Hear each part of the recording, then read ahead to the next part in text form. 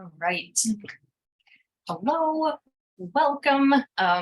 We are talking about quite possibly my favorite topic today. We are going to be going through the equal access rule and policies and practices that support LGBTQIA two-spirit plus individuals, which I will go through. It's just okay. So I'm gonna be moving at a pace today, just be forewarned. So Shannon's looking for questions. Please put them in the chat as you have them.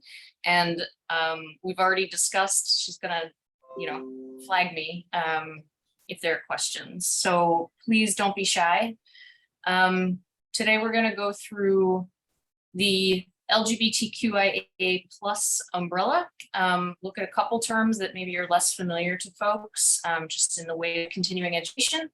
We'll look at HUD's equal access rule, both the one published in 2012 and 2016, as well as CT Boss's anti-discrimination policy that was adopted last year. And then we're going to review an agency level anti-discrimination policy. It is a sample that I put together, and the slides are really structured to go through a policy and practice considerations for each piece of it. And then I believe Shannon shared it beforehand, so you should be able to access that through that last email that just went out. And I'm putting it in the chat right now. Okay, great. And so then with that policy, we're also going to be looking at what is good policy and practice for each of these areas. Okay. So starting out, I just always want to level set. Using terms appropriately and respectfully is really important for very obvious reasons. It shows respect to people. It shows that even if you are not somebody who has a sexual orientation or gender identity or expression that is different than the mainstream, that you have taken the time to understand somebody else and a little bit about their world, which speaks volumes about how you're willing to help them then, which is obviously of really big importance with the services that we provide. So I'll start with gender identity and gender expression. Gender identity is different from the sex that somebody is assigned at birth in that it has nothing to do with a professional's opinion about gender. It has everything to do with one's internal, innate understanding of the gender that they are.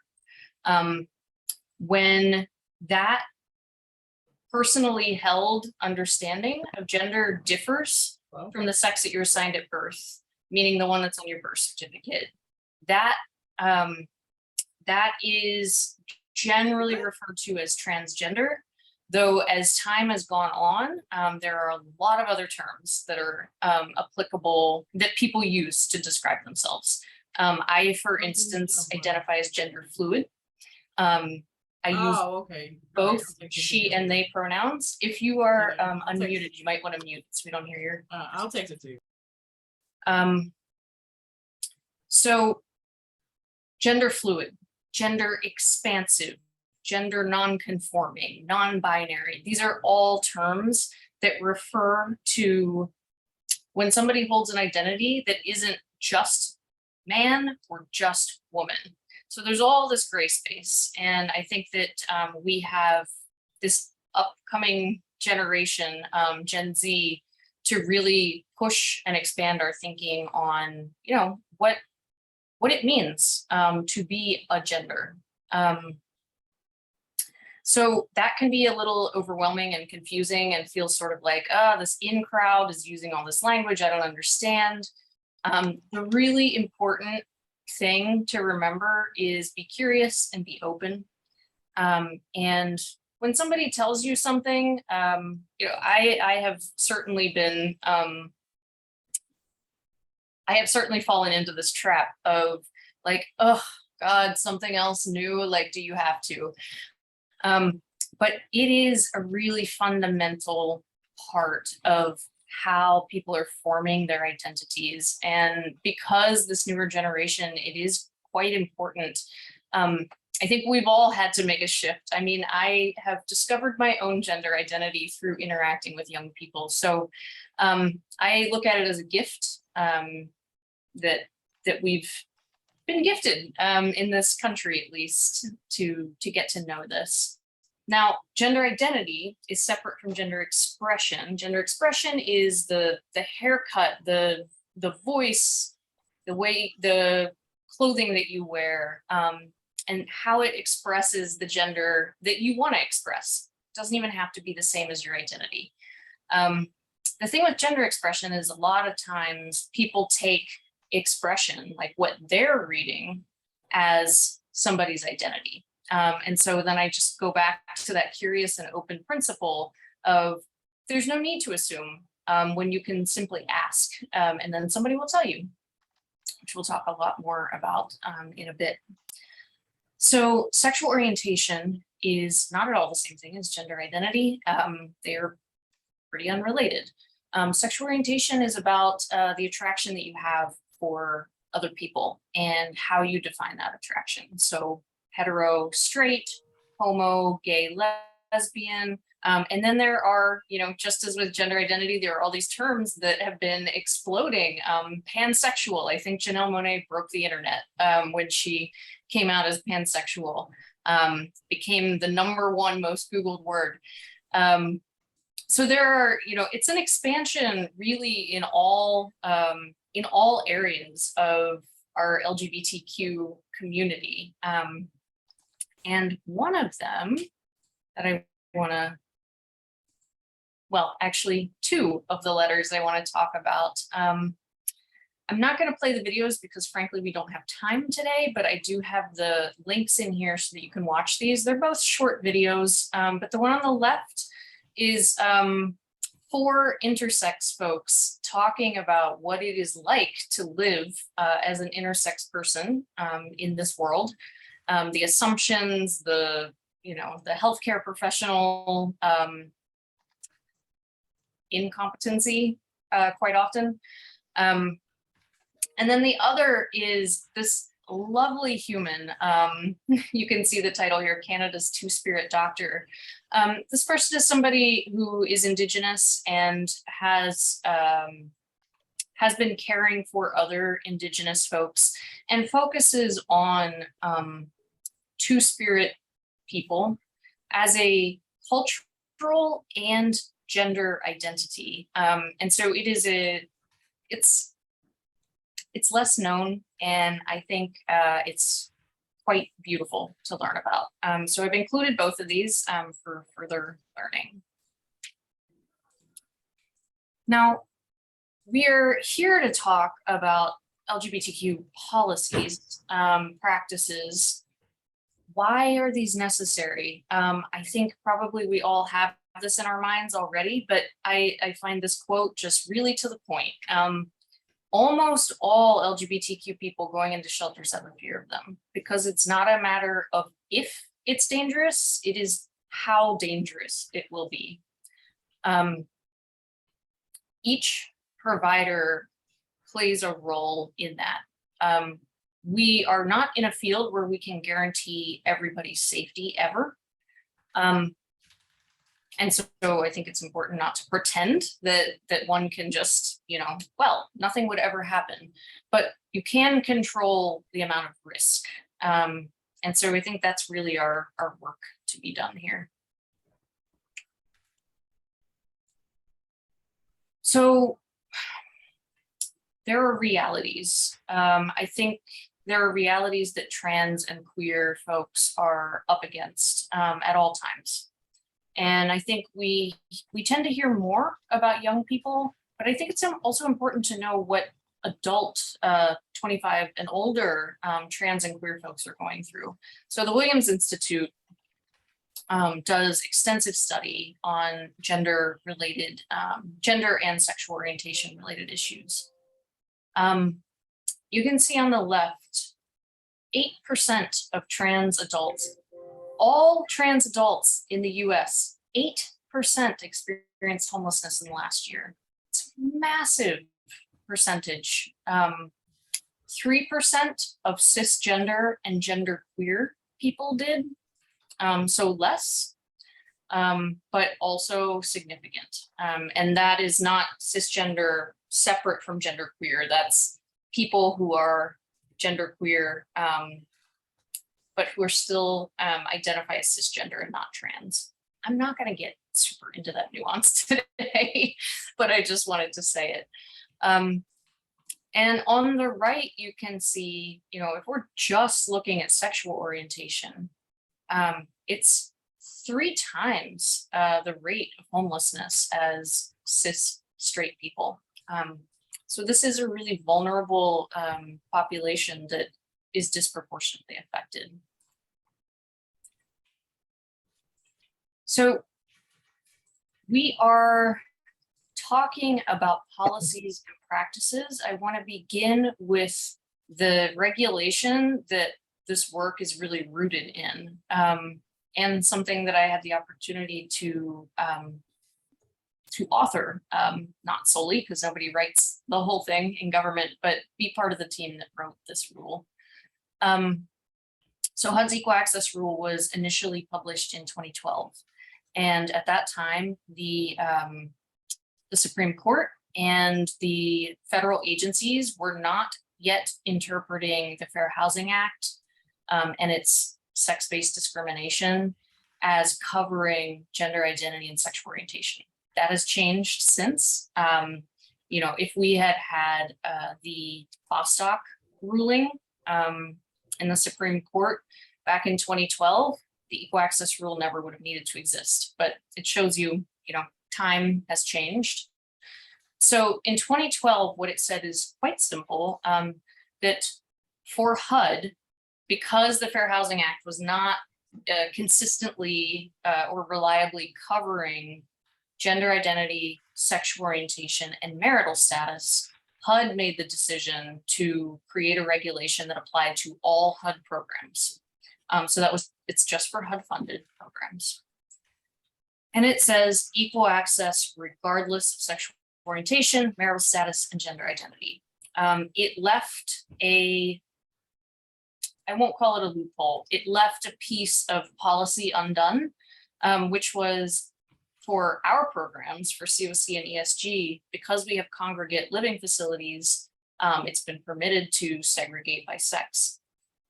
How do we approach gender identity in these sex segregated facilities? Because obviously you can't be regardless of, because the gender is important. So the 2016 rule closed that policy piece and says, must place and serve people in accordance with their gender identity, not sex assigned at birth. So in any instance where they differ, it's the self-reported gender identity. You may not ask intrusive questions or require proof of gender identity. We are going to get into that in the policies and practices, what that means. Every provider must update their policies and procedures to reflect that they're in compliance with this rule. And then finally, to address privacy concerns, in 2012, it was a little more open about how privacy concerns could be addressed. But in 2016,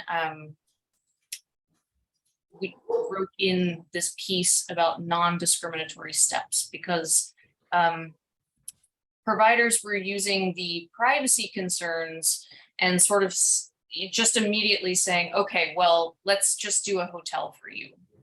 And rather than doing the work of ensuring a certain level of risk mitigation in facilities, it was kind of just a default to, well, let's segregate folks. Not that anybody thought about it in that way. It's more like, how can we keep people safe? So in this rule, really wanted to make sure that privacy concerns did not take precedence over individual choice as well. So if somebody wanted to remain housed in a congregate living facility, they could, regardless of their transgender status. So this is the rule that really underpins all of this work. And last year, CT Boss developed an anti-discrimination policy. It has each of these pieces in it. I'm not going to spend a lot of time on these because what the bulk of this presentation or training is today is to talk about what it looks like actually in facilities. So not sitting at the CoC level. So I will just allow you to read these. I'm not going to read them to you. And you should be, well, Shannon, maybe just a word on if folks don't know where to find that policy, where it is. The CoC, I'll look on the policy page of the CT Boss website. Yeah. All right, thank you. Okay.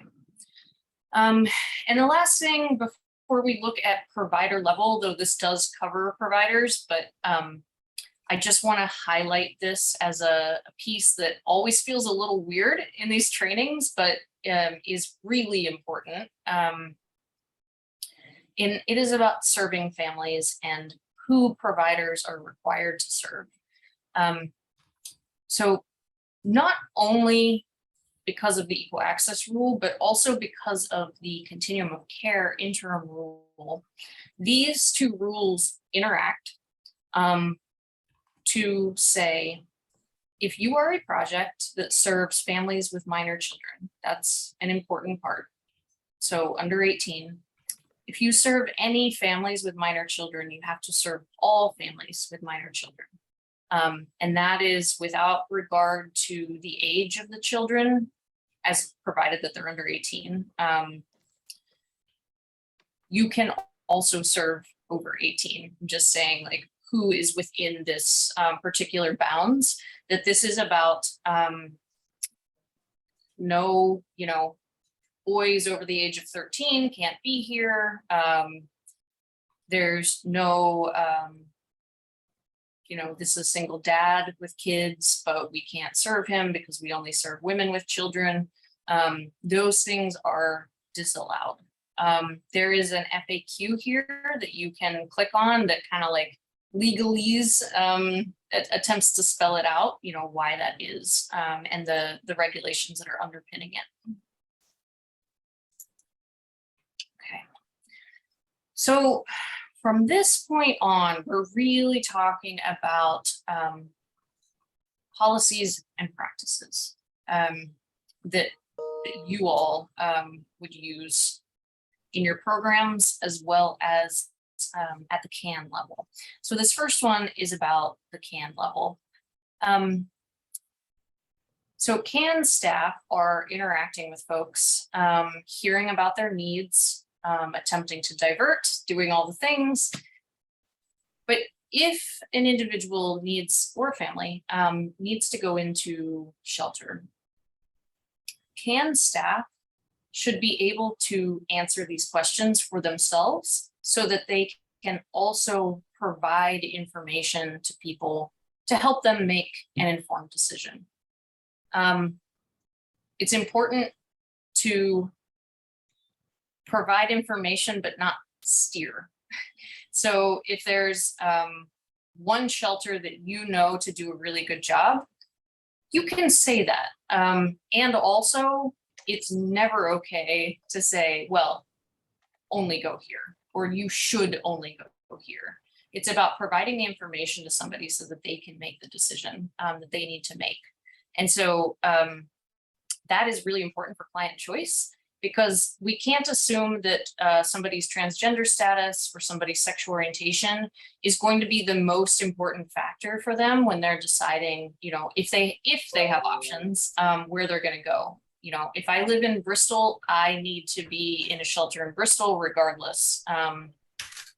Or maybe something else is important to you. So it's about providing the information so that people can make a choice for themselves. So some of these questions, which programs are competent in working with queer and trans folks?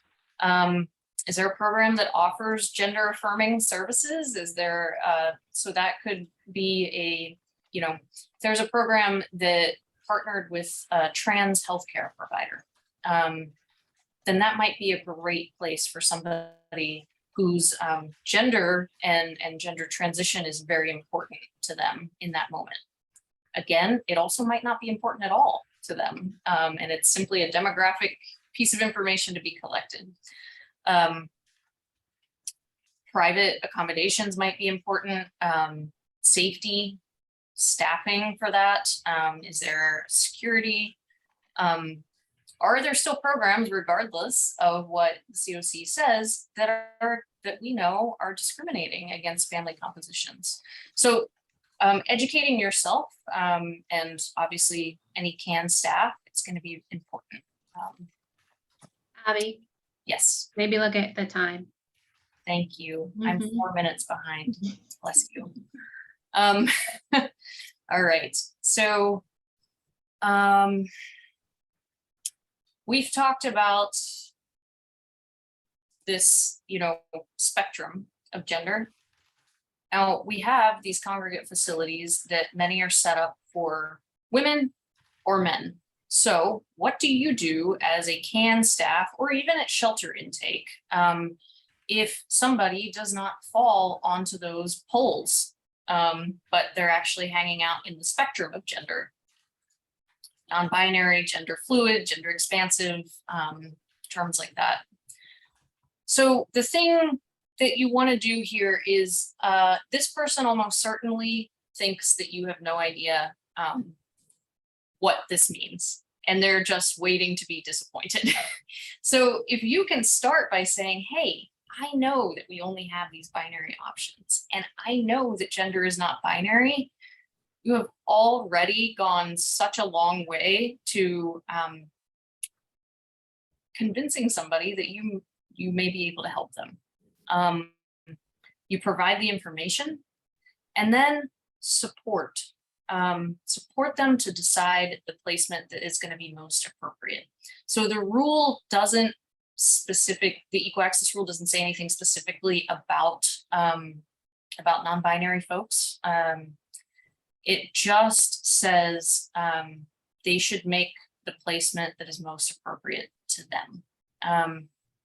And so your job, if you are working with them at whatever point, is simply to help them understand the implications of the decision so that they can make one that's best for them. Right. So then if we're looking at agency level, and I'm talking here like shelters, transitional housing, rapid rehousing, PSH, not necessarily coordinated entry. We're going to go through each one of these policies, policy practice, which is why I asked Shannon to tell me if I was staying on track, because we have a lot to get through. The first is about eligibility for services. I'm not going to read the whole policy to you. I will tell you these are copies pastes from the Word document that Shannon sent in the email.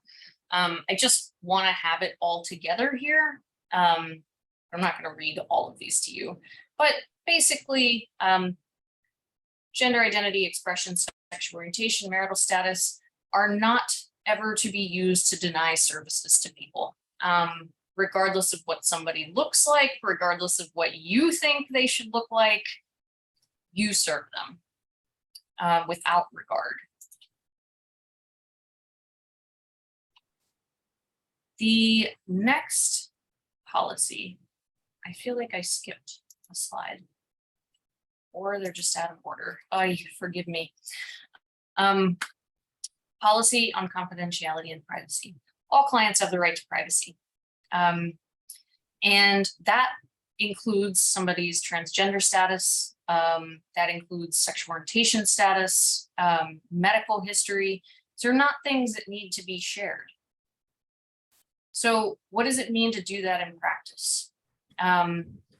It means that when you're talking to somebody, you explain to them that it is confidential, but also tell them who will see the information. If the HMIS administrator can see it, which we know that they can, then tell them that.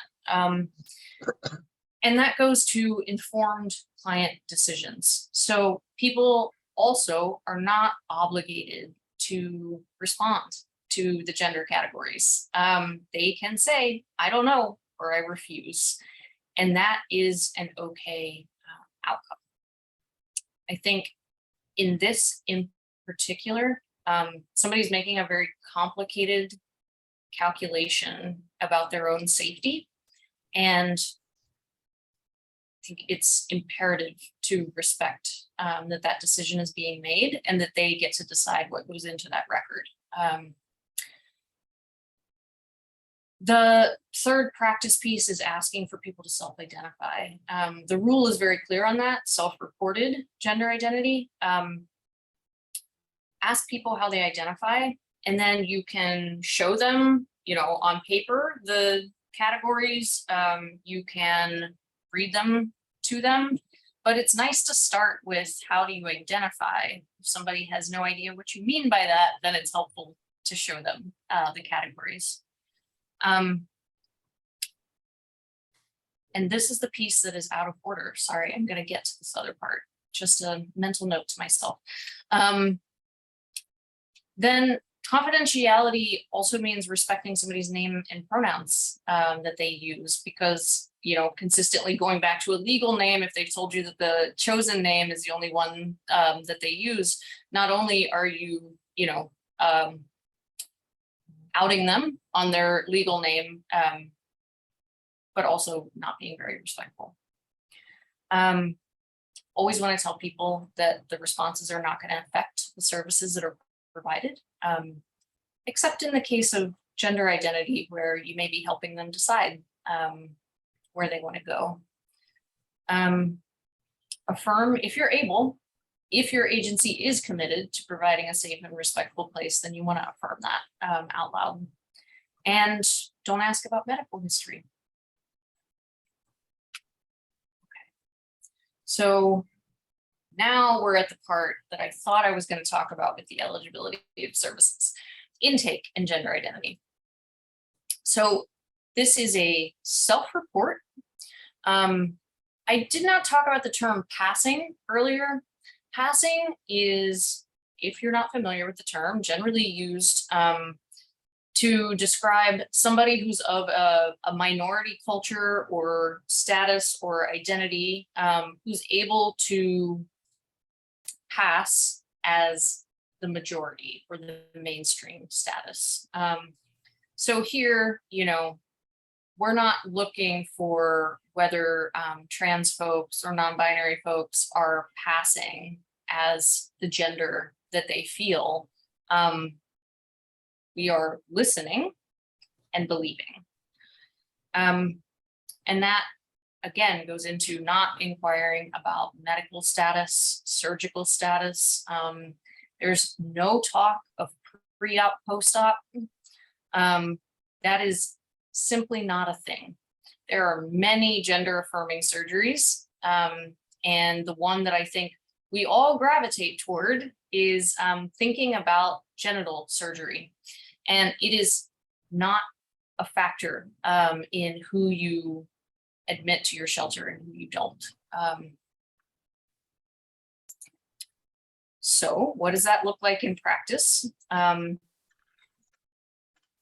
Learning about these gender categories. I mean, what you're doing today, listening to me rattle on, is learning about it. So practicing explaining them, super important. You do not want the first time that you say some of these words out loud or go to describe them to be when you are in front of a client that you're really concerned about being respectful to. So practice with your colleagues. There's one thing about the actual HMIS categories that I want to point out, which is these are check all that apply. That was very intentional by HUD, because did not want to conflate transness with the gender that somebody identifies with. And what I mean by that is you can be cisgender and identify as a man. You can be transgender and identify as a man. And those things shouldn't be lumped together. So if you say, I identify as male, that could be enough. You know, you check that one, maybe you feel more comfortable. Maybe this is a third program you've gone through and it's a PSH program and you know that there are culturally competent people there and you say, oh, also transgender. The idea is that you select as many as are applicable and that the client wants to be checked. You $500 and transfer $700 onto the credit card. Okay, the next policy is about name and pronoun usage.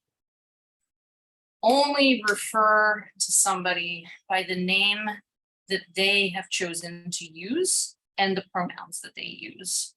My language there is evolving as these Gen Zers are pushing, which I love, that we're not saying preferred pronouns anymore because they're not preferred, they just are.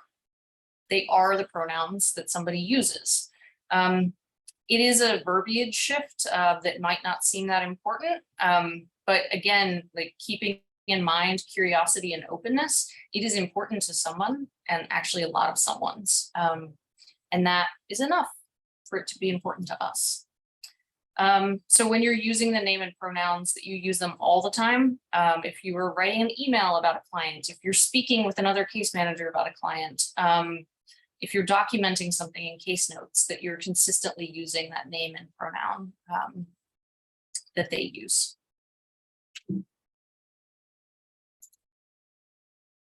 So here we have the a sample form. And I want to talk about some of the opportunities that you have at an intake to really support trans and non-binary folks. The first is understanding the implications of using somebody's legal name when that legal name is associated with trauma. If Jeff comes to you and he was kicked out at 14 because he refused to answer to Jessica, which is the name that his parents gave him.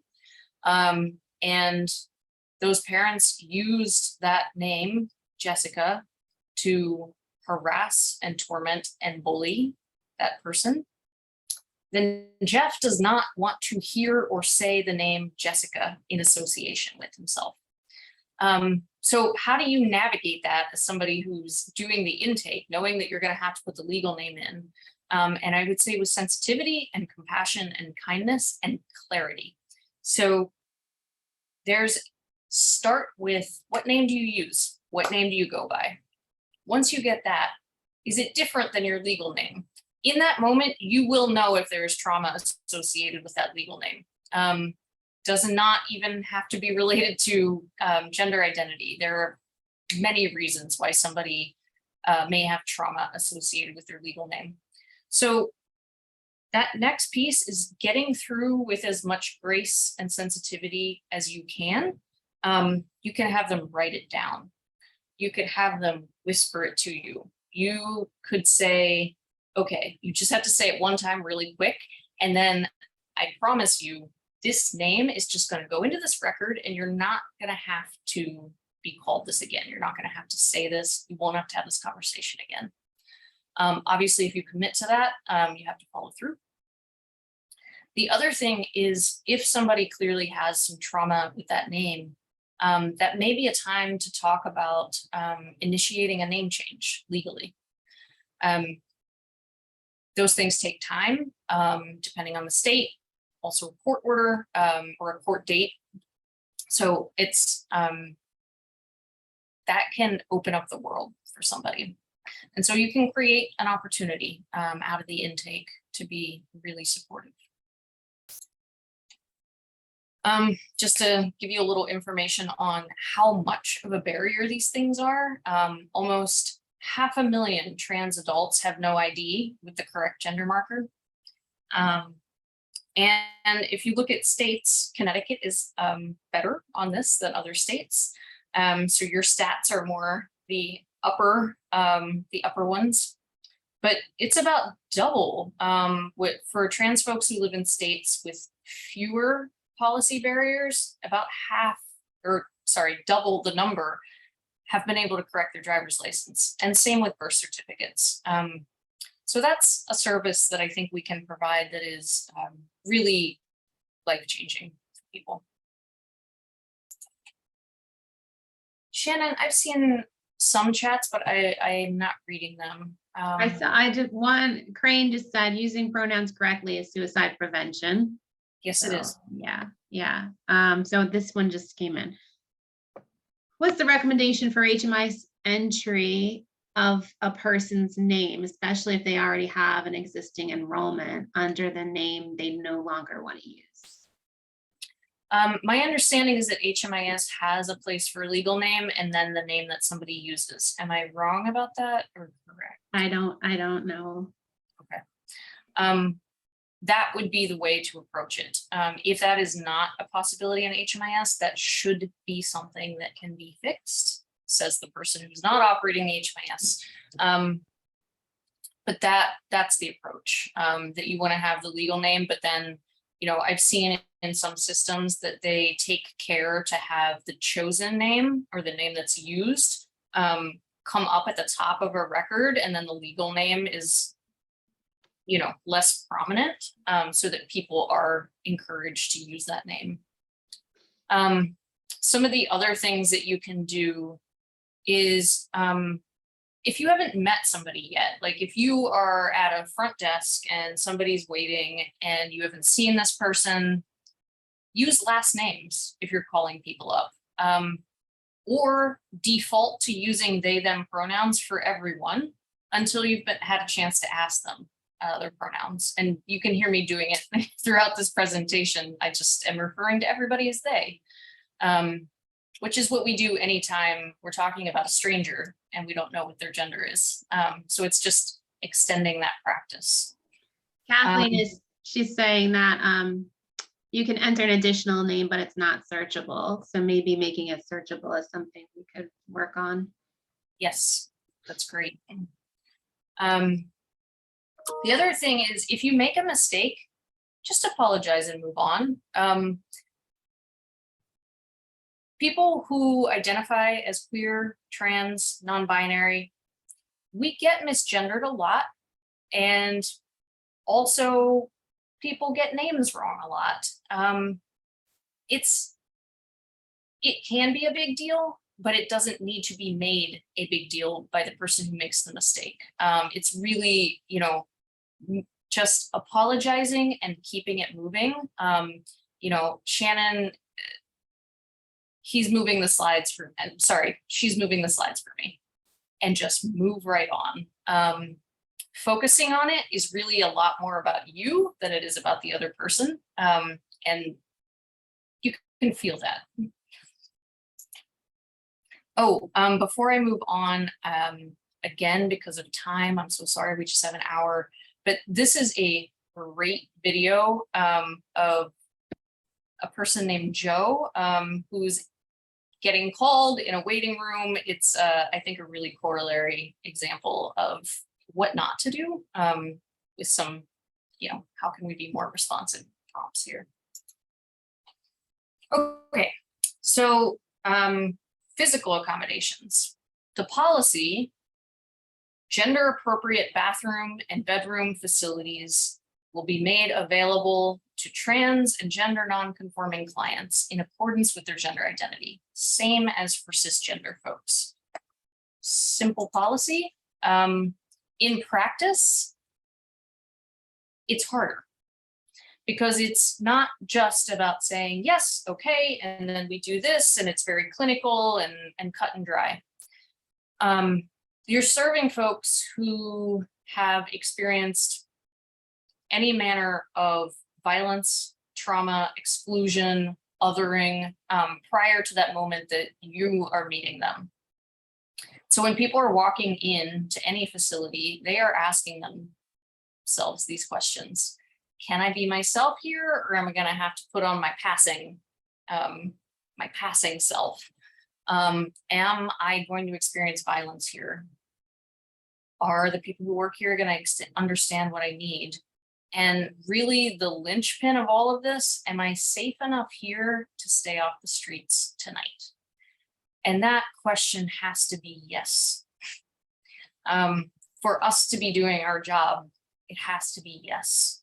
So how do you do that is through, there's nothing magic about it. Definitely put up signs, definitely use the right language, but everyone has to. And, you know, the line between belief and behavior, I think, is a really important one here. You probably have staff who don't believe that trans people are real, or you have staff who are really uncomfortable because they've never interacted with somebody who they've known is trans or queer. That's okay. But what is not okay is if beliefs or ignorance, and I say ignorance in the true sense of the word, like just not known, that those things translate into behavior. It has to be professional, welcoming behavior by all staff and volunteers and contractors, anybody who's interacting with clients.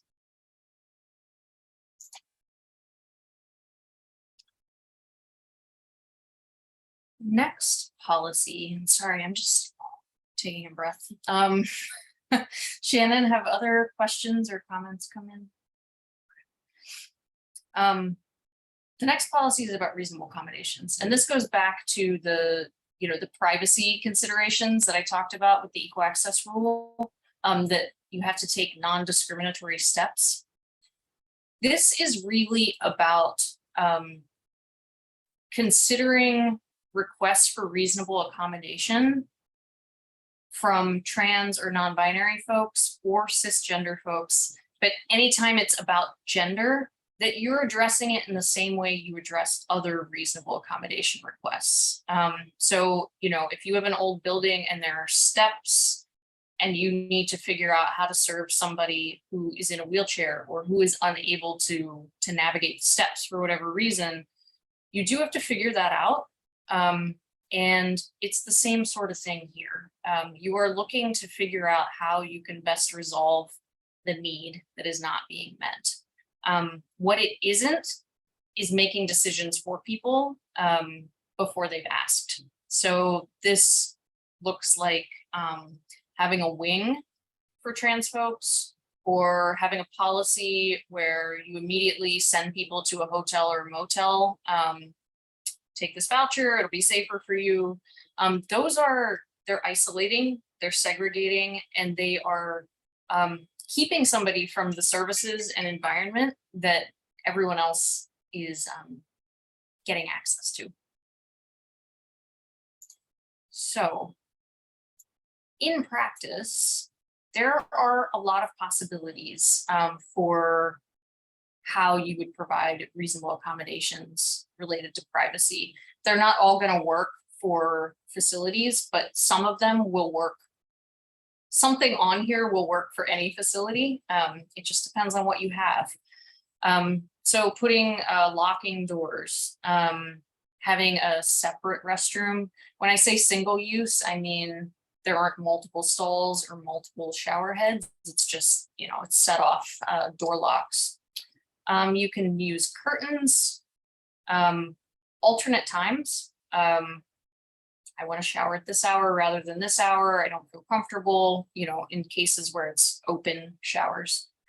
You can monitor the entrance and exit. Alternate arrangements. They're not bad. It's just somebody has to ask. Set aside sleeping, like a room or a bed that's separate from others, which could also be, you know, having a bed close to night staff. It could be setting aside a wing for people who identify themselves as vulnerable. And the key there is that it's not just trans folks. you may have a wing for folks that have PTSD that is very easily triggered, for folks with medical conditions, but that there is an area where people who self-identify can go, but it's not segregated just based on transgender status.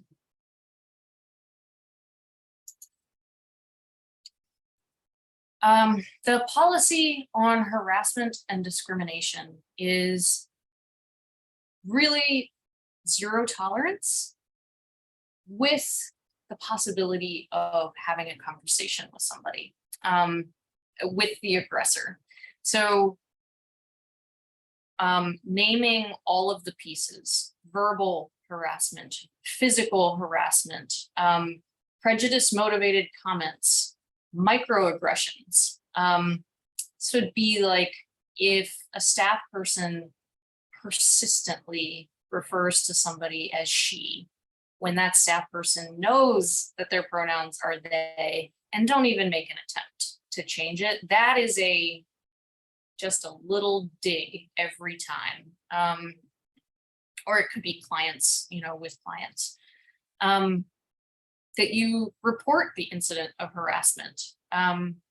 If it is committed by a staff member, that you have a plan, that your agency has a plan for that, that it's reported to the appropriate supervisor, that you document in writing that it occurred.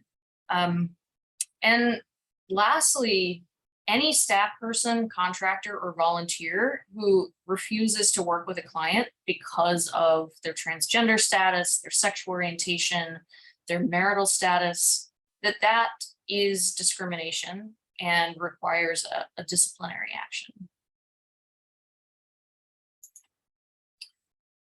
So how do you combat harassment and discrimination in practice?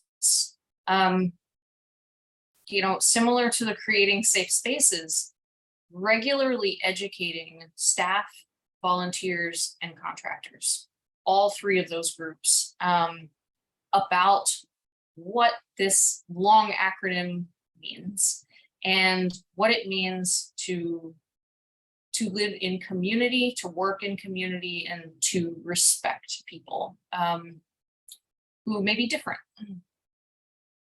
It means always taking threats of violence seriously, and not ignoring bullying or microaggressions as like, it's not that big of a deal. It is a big deal.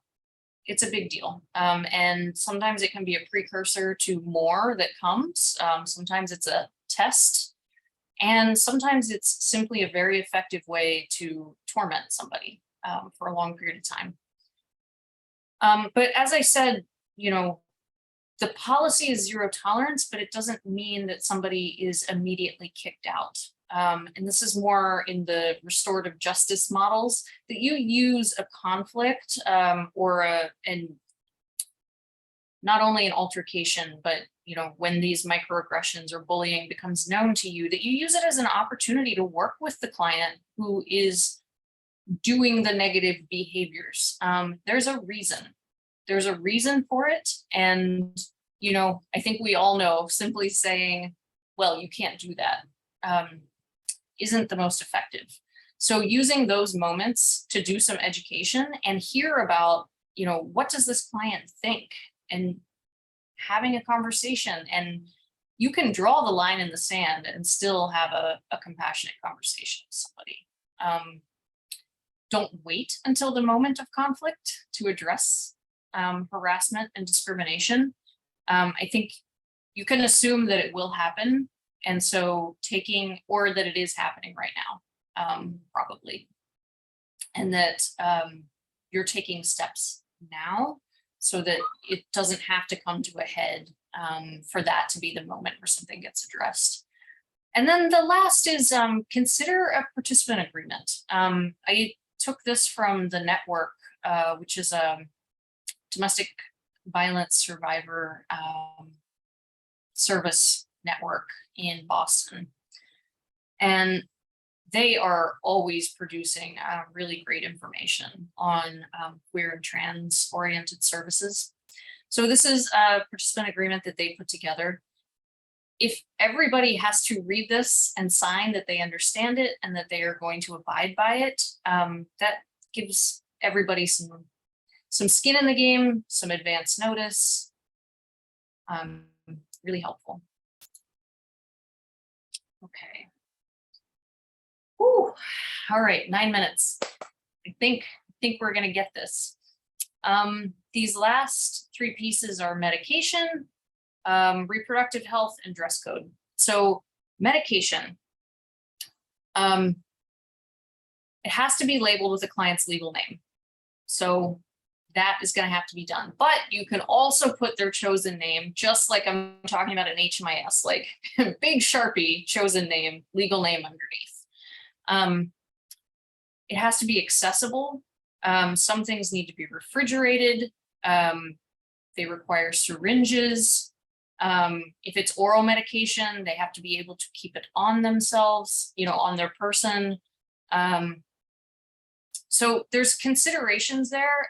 I think the general policy I would say is, treat it like you treat other medications, no difference, unless there's something specific, like somebody really needs to have it on them. The other policy is reproductive health and pregnancy, and not making assumptions about who can be pregnant. It is making available reproductive health information to everyone is better than assuming that somebody only needs information about one or the other type of reproductive health, because in our mainstream healthcare system, things are divided along, well, these are men's issues and these are women's issues. And until the healthcare field has caught up, we are left with that dichotomy that is not actually working for trans and non-binary folks. So it's a simple, don't make assumptions, and take the time to help connect people to the healthcare that they need, which is the last piece here, the practice part.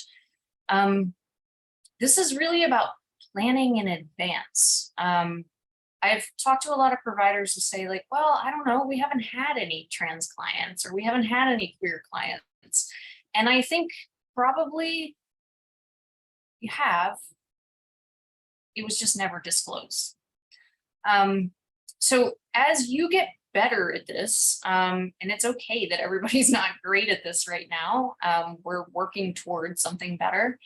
As you work to improve the way that your team, your staff practice, that you're looking at things like, where is the queer and trans competent medical care?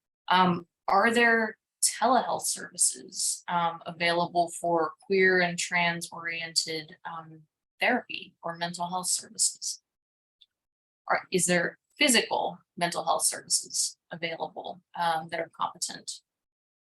And also, it's not only the professional healthcare providers, it's also, are there support groups? Are there affinity groups? I live here in New York City, very fortunate to have a lot of queer and trans support. There's the LGBTQ Center that runs all sorts of groups for the community and what they need. So taking the time to know what those connections are and actually know the people who work there is going to make it really seamless and just lovely for the queer and trans clients that you have to be able to refer them and say, oh, ask for Kathy. This will be a good experience. Last piece is dress codes. Pretty simple here. Just don't place anything extra on people because of trans or queer status. And if you have a dress code, not everybody does. If you have one and you feel that you need to maintain it, making it gender neutral is great. So, just saying like, what's worn on the bottom has to be below the knee. I don't know if that's a real thing, but you don't have to say women's skirts or men's pants, or even skirts and pants, just, bottoms need to be of a certain length, or no midriff exposed. Everybody has a midriff. So that's really the practice of it, is just being comfortable with the ways that somebody may present, and making sure that your dress code isn't making that more difficult for them. That was a lot really quick.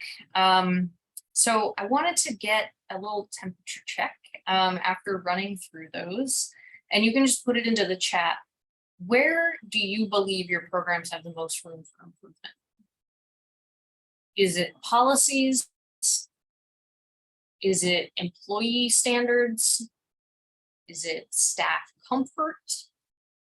Working on physical spaces, helping, maybe you feel like you have volunteers you have staffing and space figured out, but you haven't even begun to tackle volunteers or contractors, like the security guard who stands at the front of your building. So which of these do you feel like this is where I want to work on?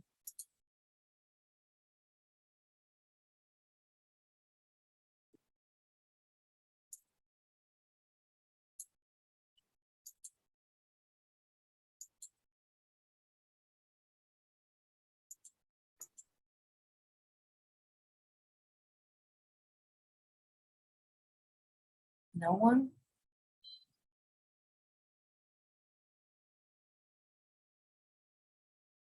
All right.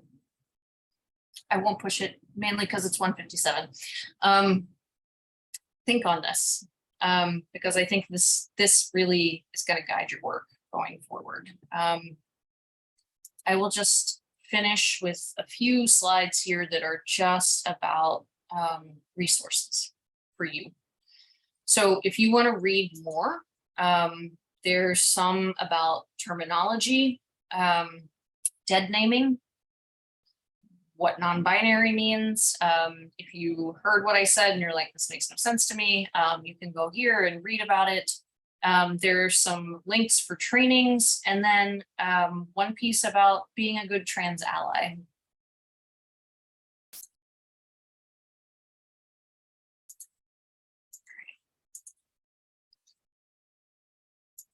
How do you maximize the support you provide to clients? There are LGBTQIA+ services listed here, fair housing, which does cover gender identity and sexual orientation. And then the last is the link to Connecticut state laws on name changes and gender marker changes. So these are all just resources for you. And then where you can file a complaint. You can do it at the federal, state, or the CoC level. That is it. Thank you for being here. And